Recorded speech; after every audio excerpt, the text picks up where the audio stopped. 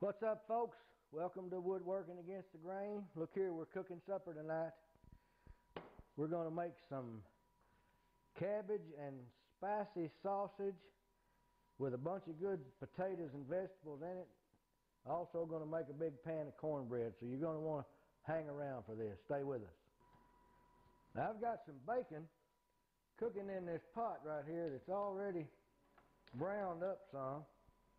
So what I'm going to do is add this about 4 pounds of good length sausage to this bacon and this bacon grease, and we're going to let that brown just a little bit there.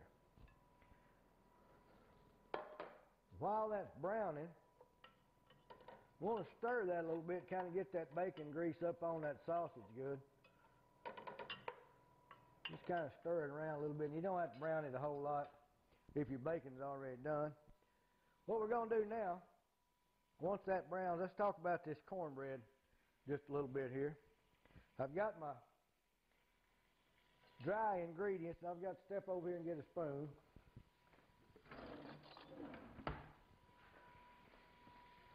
So far in here I've got 1.5 cups of yellow cornmeal. You're going to want to try this cornbread recipe because it's one of the better ones you'll see. Got 1.5 cups of yellow meal and 1/2 cup of all-purpose flour in here. That's all that's in this bowl so far. Yellow meal and flour. Trying to mix that around a little bit. Now to that, we're going to add a teaspoon of salt, a teaspoon of baking powder, and about 1/4 of a teaspoon of baking soda, just so it'll make a few bubbles for us there. That's all the dry stuff that goes in this. You want to stir this together good. Since we're not using a sifter, just stir your dry ingredients up pretty good there, so your baking powder is distributed throughout that and the whole.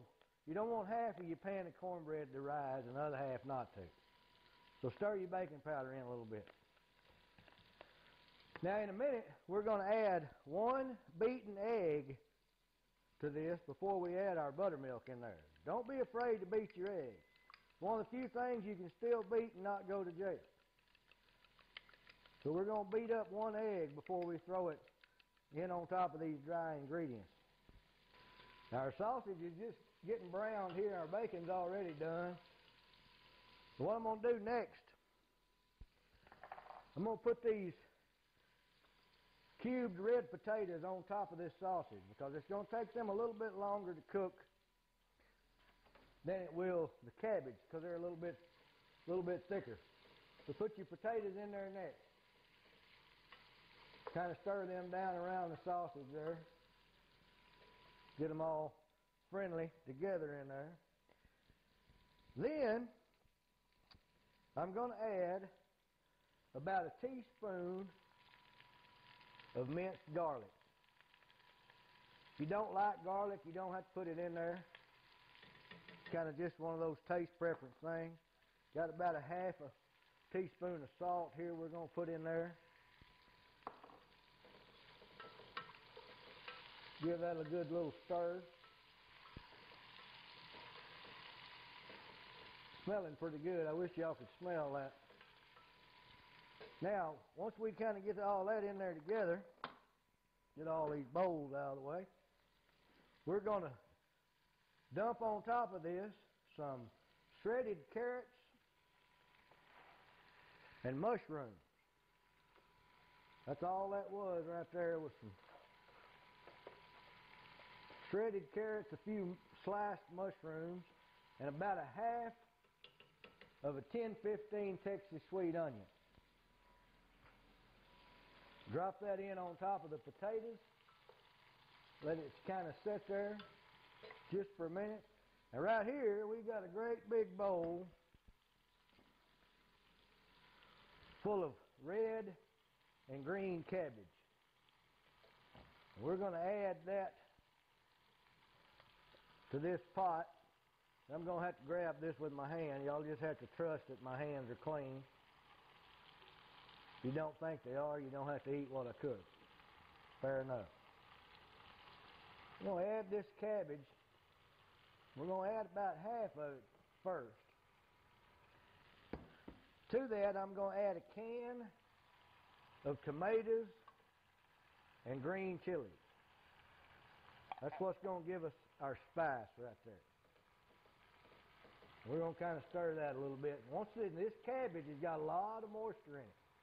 Once it starts to steam, it'll put off a lot of juice. It'll also shrink up. And in just a minute, the rest of this bowl of cabbage will fit in there pretty easy.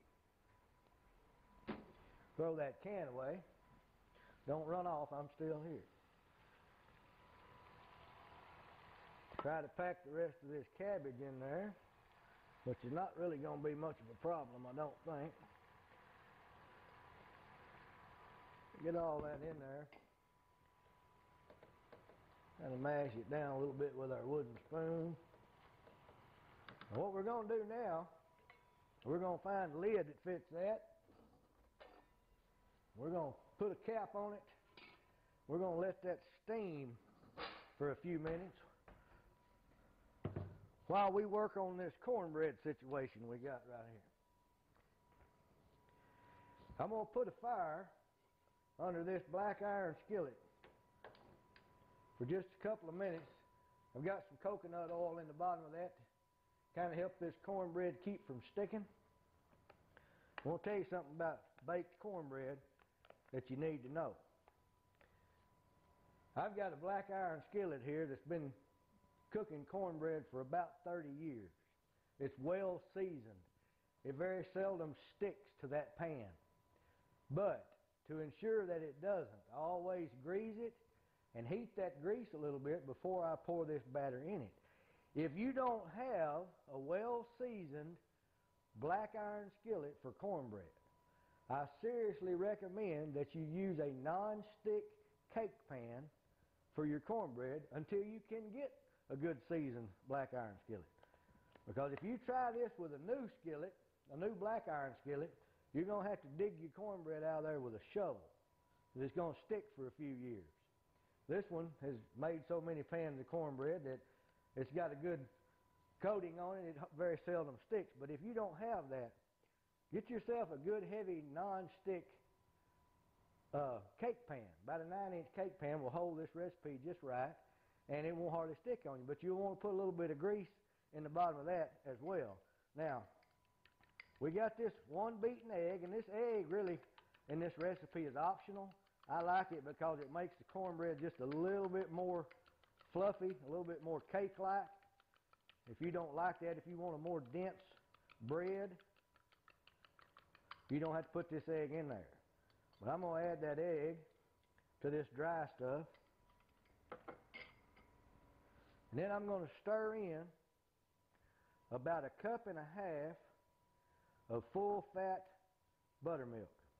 Now, I'm not going to put it all in there at once because you can't take it out if you get too much in there to start with.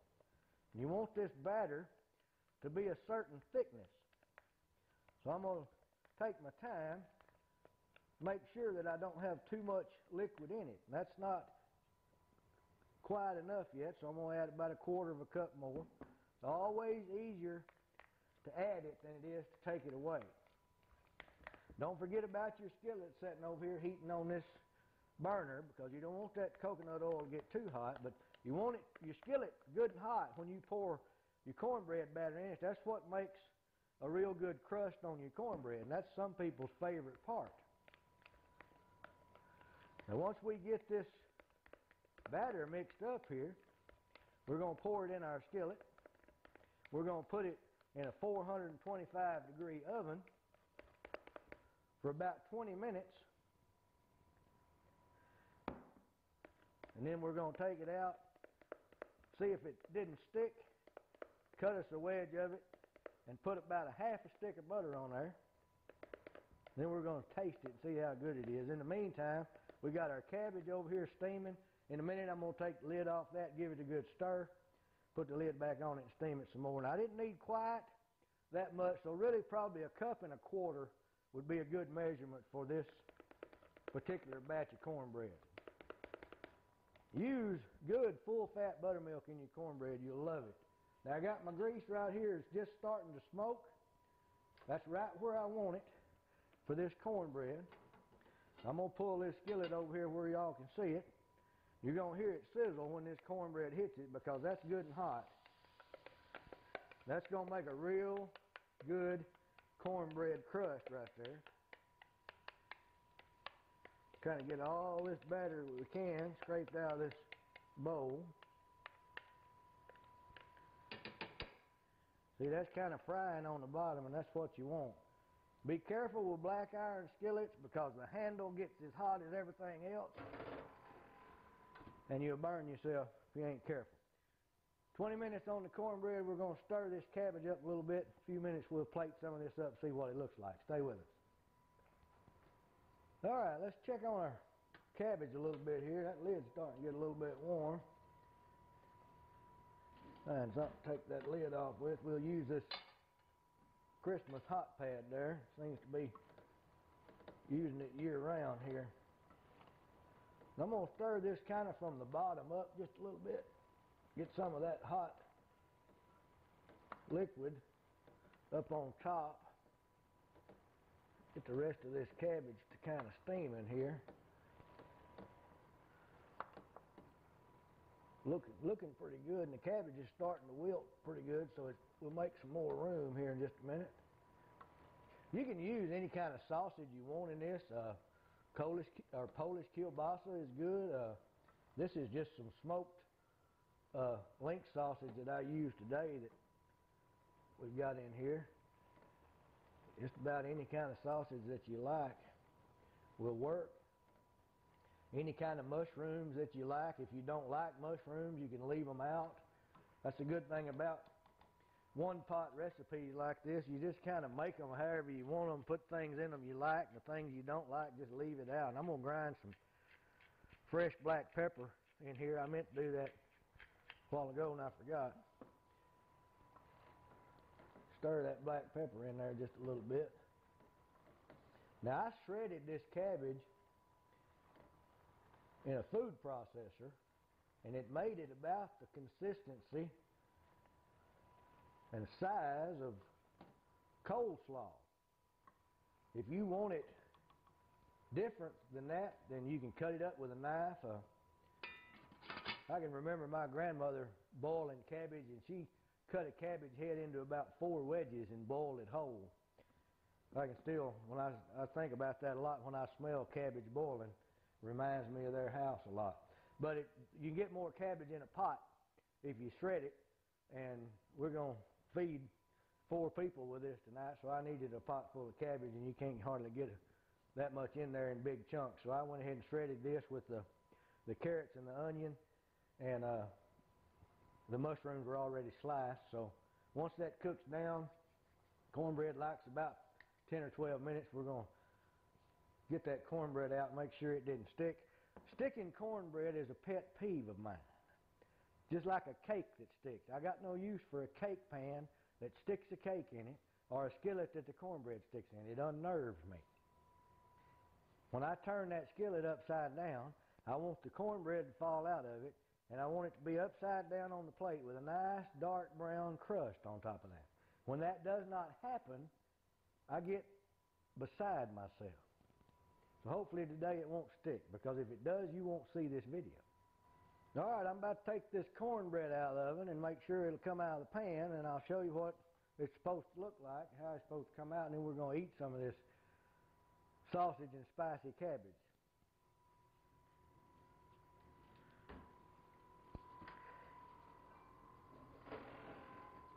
I don't know how well you can see that, but you see it's good and brown on the top. That's not shaking loose in the skillet, and that's not a good sign. We're not going to panic yet. Take a butter knife here and go right around the edge of your cornbread.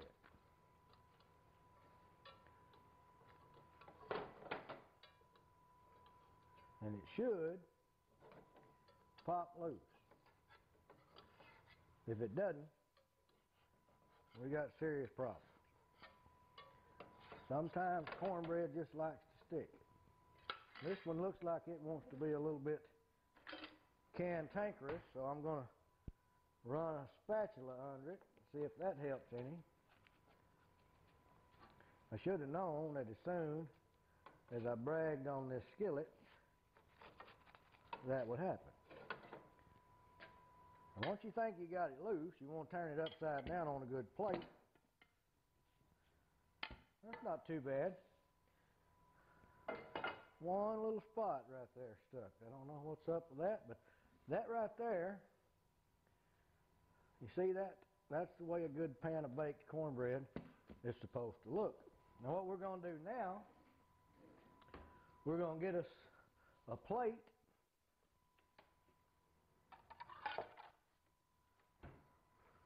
Sorry I keep walking out of the picture, but my cameraman's busy today. So I'm having to do this from the tripod. Show y'all what this cabbage turned out to look like. Get a little bit of that on the plate there. Got a lot of color to it. Got a very good aroma. I wish you could had smell-o-vision, you could smell this. See that right there? That's the way that looks. It's pretty yummy. Once your cornbread kind of stops steaming, you can take your knife and cut it in half. Cut it in half again. Depending on the size you want the pieces to be, make as many cuts there as you want to, or as few, whichever way you want to do it. I'm going to cut this about like that. Give us several pieces of that. And we'll step out of the picture again.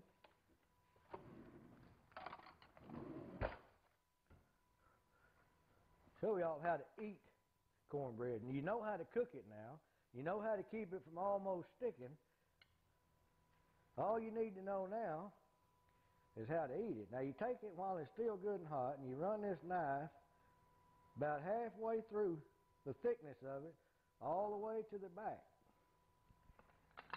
That makes a cavity. And in that cavity, we're going to take about a pat, that's a tablespoon to you, of good butter, and we're going to stick it back there at the back of that cavity and let that sit there a minute, and then we're going to take a half a pat, since we're watching our weight, and put it in front of that whole pat. Now you've got butter soaking into the bottom of this cornbread from front to back. And that's the way you want cornbread to be. If you're not going to pour bean juice on it, you need to put some butter in it. And once you get that done, I'm going to step out of the picture one more time.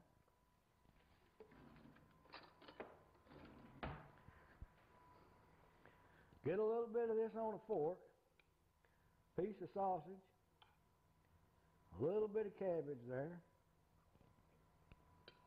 It's still real hot. Well, y'all try this sometime. It's yummy. Remember, subscribe to my channel. Thanks for watching. Come back to see us.